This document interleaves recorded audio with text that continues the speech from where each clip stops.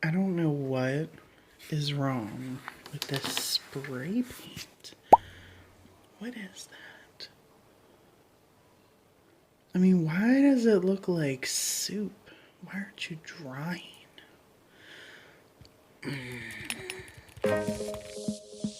Welcome to the channel, people. If you're new here, I'm Brandy, and today I'm stepping out of my little farmhouse rustic industrial style box to bring you some 50s inspired summer decor. We're gonna start this DIY off with some clay. Who doesn't want to be an adult and have a reason to play with Play-Doh? Because that's what this reminds me of.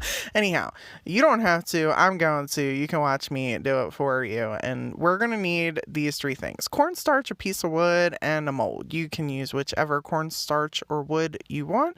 I can link this mold down below for you.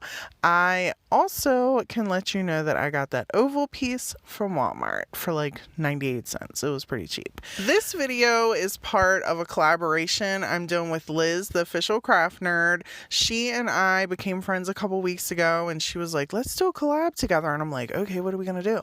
And she's like, let's do 50 summer theme. And I'm like, oh, that sounds amazing. But the reality of it is that's so out of my box of what I'm used to doing. I really had to kind of step back and figure out what I was going to create here for my people. I'm like, I can't have y'all like tuning into this video like, Brandy, what are you doing? So I really hope you enjoy these DIYs. Liz is so talented. This is right up her realm of things she's just fabulous at. She does amazing vintage, shabby chic type stuff. If you haven't seen her channel, I'll link it down below for you. Go ahead over, show her some love, tell her I sent you.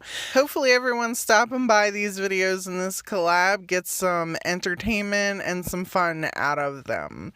So, back to the DIY. I am literally taking this clay and pushing it into the mold after I sprinkled some of the cornstarch on the mold, and it peels out pretty easy. And I know what you're probably thinking, like, Brandy, why didn't you just peel all of it off? Like, why did you leave extra? Well, here's the thing. I have carpal tunnel, people, in case you don't know.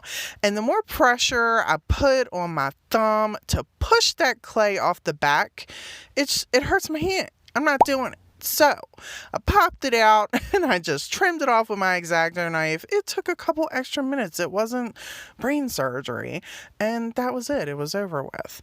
However, see the little frayed bits? See this? This is my issue with this stuff. But you take some water and you can really kind of press the fuzzy bits down and you're okay. Just move on. The key thing here when you're doing something like this is you want to get this glued down before it dries. You don't want to let your clay dry and then glue it on. You want to do it while it's wet so you can move it and bend it to whatever position that you're trying to put it on, whether it's a little wood piece like this or maybe even a little ceramic piece that you have. You want to make sure that this is glued. Wood glue works great for this, and let it dry. I see this is all done. It only took a couple hours. Now I did have a couple little gaps, which is no big deal. If you want, you can be extra and get out your spackle, but I'm just going to use this chalk paint. This type of chalk paint is actually pretty thick, so I'm just putting it on I like these paintbrushes for stuff like this, these little pointy ones, and smooshing it in the little crevices, and I'm letting it dry. Once it dried, I started with the layering process. Now I'm not going to bore you and paint every little stretch of paint on film, but I do want to show you why we're doing this. See this little bike napkin I picked up? I got this from Christmas tree shops. If you're not familiar with me, I live near a Christmas tree shop and I love that place. So we're using this napkin, and I am blending these three colors together from the outside in to kind of match the bike. And if you look at 50s type stuff, they have like bright reds, bright pinks. So I was kind of putting them on the flowers, thinking they'll kind of pop out a little bit. That was where I was going with this in my mind. And decided we're going to rip up this napkin a little bit, and hopefully it all works on here. I really prefer the iron-on method, I have like no bubbles ever when I deal with that. But this, I don't like it, but I'm doing it anyway. I'm just doing it with the Mod Podge. I sucked that up. I let it dry. Came back with the chippy brush and then started fading in the white, and then took a little bit of dry brushing around the edge to make it all come together.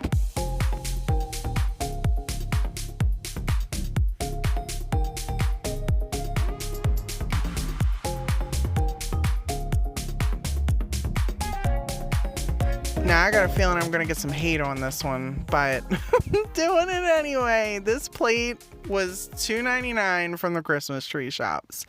And while it looks like it's plastic, it is straight for decor, and the outside is like wood. Like, it feels like wood. It is not like anything I've ever experienced. It's magnificent. Love these. I grabbed a couple of them. This might not be the last you see. We are taking another napkin. I seen this napkin at the Christmas tree shop, and it screamed 50s to me with the colors. And I'm like, oh my gosh, I would totally see this in a kitchen in the 50s. I see it, like visualized it. So here I am again with the Mod Podge. I just like doing the Mod Podge and then ironing it on. I mean, I'll do it this way, but I feel like I get bubbles. I mean, let me know in the comments below if I'm not alone, because I don't know. I just did it anyhow. It worked out. I mean, it's still pretty. I just feel like the ironing, like doing the Mod Podge and then ironing, like I have way less bubbles this way. Anyhow, I also felt like the plate was kind of plain, and I'm like, we're gonna add some color. Let's add some color to this plate. Make it look like the napkin and the little colors that are in the napkin are kind of just spreading out. So I started ripping up some little pieces around the napkin. So this way, when I come back with the Mod Podge, because I'm going shiny, I feel like everything in the 50s is shiny. So when I'm going over it with my shiny little semi-gloss Mod Podge stuff, I was really happy with the final result. For this part, I'm just taking a baby wipe to help me smear the colors in. I didn't want to dry brush it. I was very nervous about it becoming blotchy, and a baby wipe, like when you're doing stuff with wood, it can actually help you smear the colors in better together. So I just kept doing that, and I even took a little bit of antique wax around the actual napkin.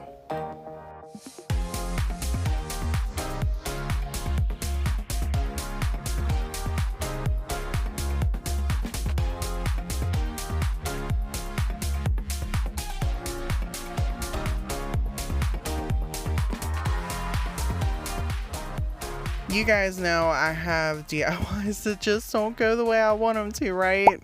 Well, here we are. I picked these two up at the thrift store. I paid like $3 for both pieces. I then got these gloss spray paints, and I love Rust-Oleum. I am a Rust-Oleum girl, but I don't know what is wrong with this spray paint. What is that? I mean, why does it look like soup? Why aren't you drying? This is how you deal with spray paint when you mess it up. I don't know what was wrong with that spray paint, but it was beautiful out. It was like 60 degrees. I spray painted this thing. There were like little clumpy beads coming out of the spray paint. I don't know how many times I shook it, but I decided to paint it. And then this happened. So part of what I don't show is the staging. A lot of like just what goes into like giving you guys the final aspect, and I thought it would be a great idea for this particular project to make little pom-poms. I am terrible at paper crafts. I feel the judgment, don't you do it. But this is my rough attempt at a pom-pom. So that didn't work, and then I'm like, oh, well, we got this little thing going on. This will work, right? And I decided to put it on a stick, and little did I know that I measured the stick too short. I snapped it off. So now I'm going to use this. You guys won't see this in the little pot, but Oh, the struggle, the struggle. So it doesn't have my pom-poms or the spray paint that I had envisioned, but here's a great example, people, of how you can still make it work even when it goes completely wrong. I still think it turned out cute. You'll have to let me know what you think. And this one, the spray paint worked fine, and I just added some little colorful beads and a button to just give a little accent. When I think 50s, one label comes to mind. Come on, who's watching this that does not think of Coca-Cola when you're thinking of 50s? I mean, come on. These are my favorite paints. I have used these before in past videos. I love them. I can link them down below for you. I literally painted this bottle in like 3 minutes. That's it. And it dries so quick. I can't even tell you how quick this paint dries. But if you don't want to spray paint and you're not a fan of any of those smells, then this stuff is for you. And look how amazing this bottle turned out.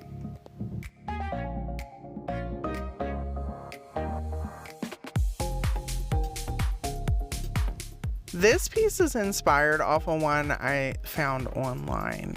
I am going to try and use these double-sided markers to help give me the different sizes that I need for this piece. And yes, this is a shelf from my Home Project Monday series.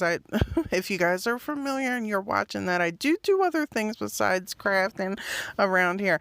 But that is a shelf that was crooked, and I'm using that to draw my straight lines because I couldn't find a ruler. However, don't judge my lines. They are, you know, they're lines made by me. And they worked. But still made a little bit of a mess. It's okay though, it's okay. I then printed out this pretty little record with my Cricut.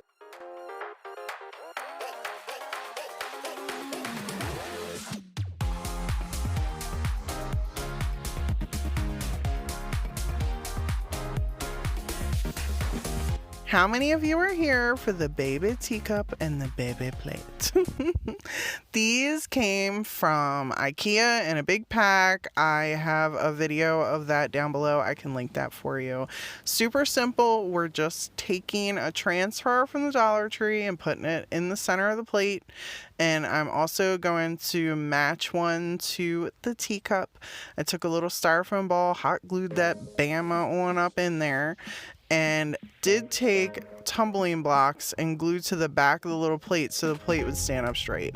And then I just glued these little flowers in the teacup.